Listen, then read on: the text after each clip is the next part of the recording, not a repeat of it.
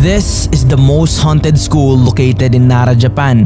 Andito pa ang mga dating libro, appliances, old film and pictures nila nagkakasiyahan, classrooms, dati nilang mga sapatos, cassette tapes at mga naglalakihang musical instruments. Okay guys, so nandito na kami sa loob and i-explore na namin ni Steve. Old photos of them. Meron ditong sink na sobrang liit lang. Delikado na dito guys, bumagsak na yung mga kahoy. Yo, something's happening, bro. Sa tagal na ng panahon na nakatayo ito dito, wala nang nakakaalam kung kailan ba to nagbukas at kailan ba to nagsara. Maliit lang tong village na to, kaya nung nagsilakihan na yung mga nag-aaral dito, umonti na lang yung mga nag-enroll pa, which leads them to bankruptcy. Kung paano makapunta dito, sobrang hirap dahil kailangan mong akitin ang isang napakataas na bundok bago mo marating ang school. And the most creepy part is, there's so many stories roaming around the school. That's why today, let's see kung totoo ba. Let's explore inside and investigate.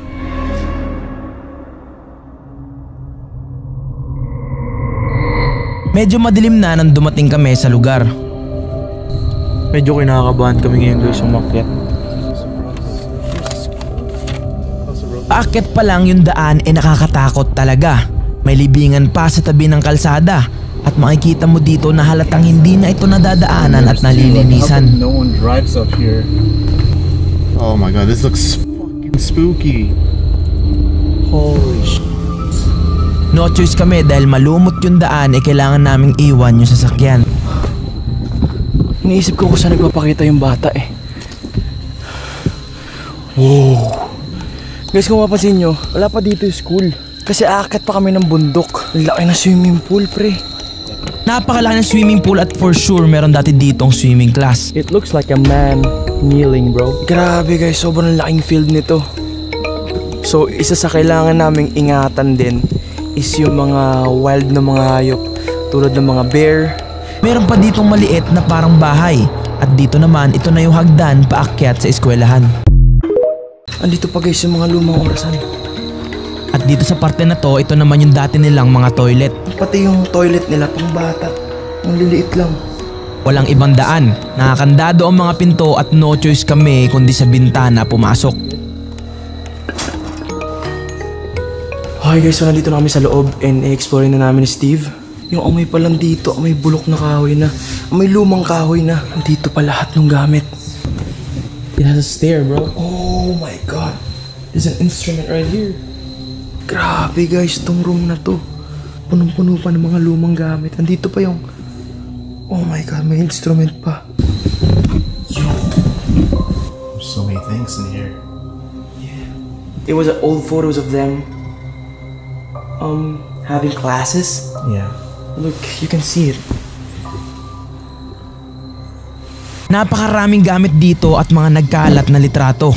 Tons of photos, bro. There's a name for them. I think it's called scans. Susubukan kong hanapin kung meron bang year na nakasulat dito sa mga libro. Oh! This room is full of laboratory stuffs at mga nagkalat na mga gamit. Grabe guys, may mga cassette pa. Oh, 1972. What? 70s music. Lumabas na kami para tingnan yung iba pang mga kwarto. At sa hallway pa lang ito ang aming nakita. Punong-puno na sapatos to. Oh! At napaisip ako, ano tong pula na to? At nang lapitan ko at tingnan,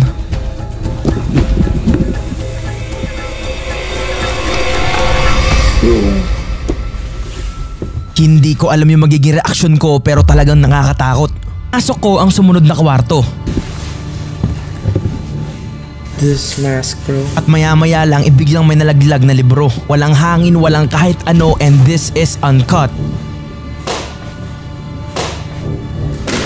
Isa sa napansin ko sa school na to, sobrang daming machine. Delikado na yung daan papunta sa dulo kaya bumalik na kami para na ma-explorein ang second floor. Okay guys, so nalibot na namin yung first floor. So ngayon naman nakitin namin yung second floor. Umakyat na kami sa second floor at napansin ko na yung hagdan merong iba't ibang Japanese characters. Meron pang nakakalat na globo at sa dingding naman merong iba't ibang uri ng kahoy. Pinasok ko ang unang-unang kwarto at mukhang dito ang stage nila.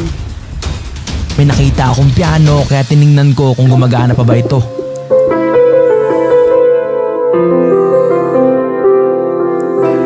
Damn. Yo. Bro.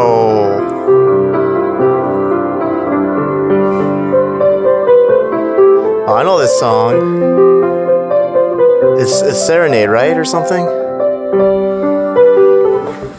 That's really Dude. Liverpool in you. I wish we could take it home, bro.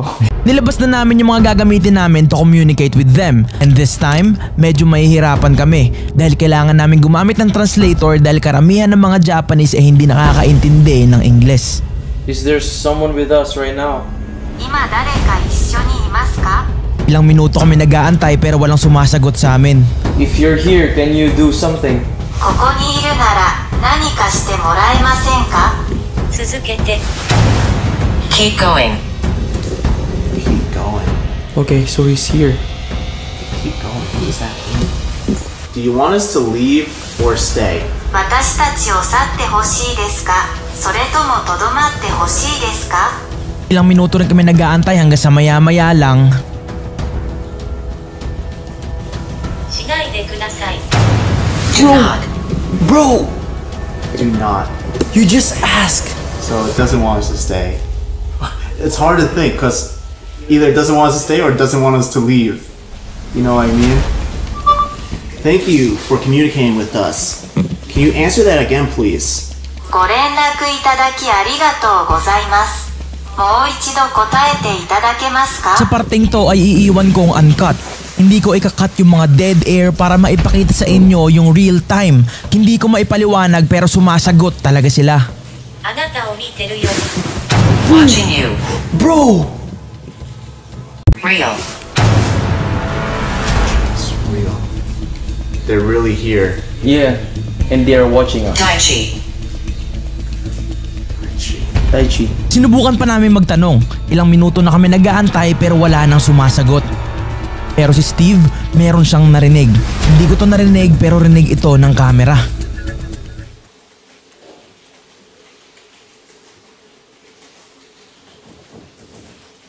Maya-maya lang, biglang may parang tinapakan na salamin sa kabilang kwarto.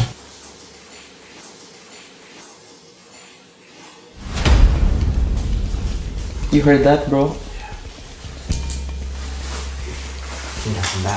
I heard a glass noise. Yeah, dude. Same. At maya-maya pa, nakarinig na naman kami na naglalakad.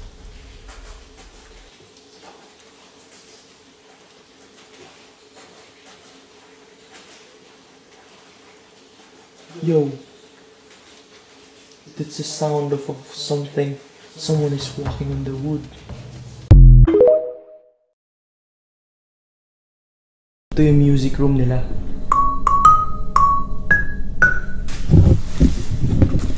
At pag-check ko sa likod, nabighani ako dahil ang ganda ng speakers na to. They have the vintage Sony speakers out here. Pero sa kabilang side naman, dito na ako natakot. Oh my gosh, bro! Look! Pre, sobrang creepy. Bro, dude, I thought it was a face or a skull. It's a face, bro. It's like some voodoo. Let's go to the other room, bro. Kaya dali-dali kami lumabas kasi para bang ginagamit dati yung dal na yon sa ritual. Hindi rin ako makapaniwala sa dami ng pianong nakikita ko at alam kong mahal ang mga instrumentong to. Sobrang daming piano pero ito yung pumukaw sa atensyon ko.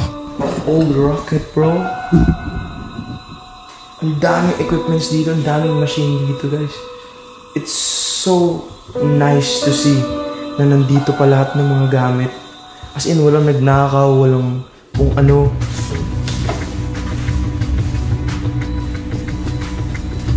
Oh, okay. There used to be a door there, but it's closed off. Grabe, sobrang kakaiba kasi first time ko makakita ng isang abandonadong lugar tapos intact pa lahat ng gamit. So yeah, we're done exploring.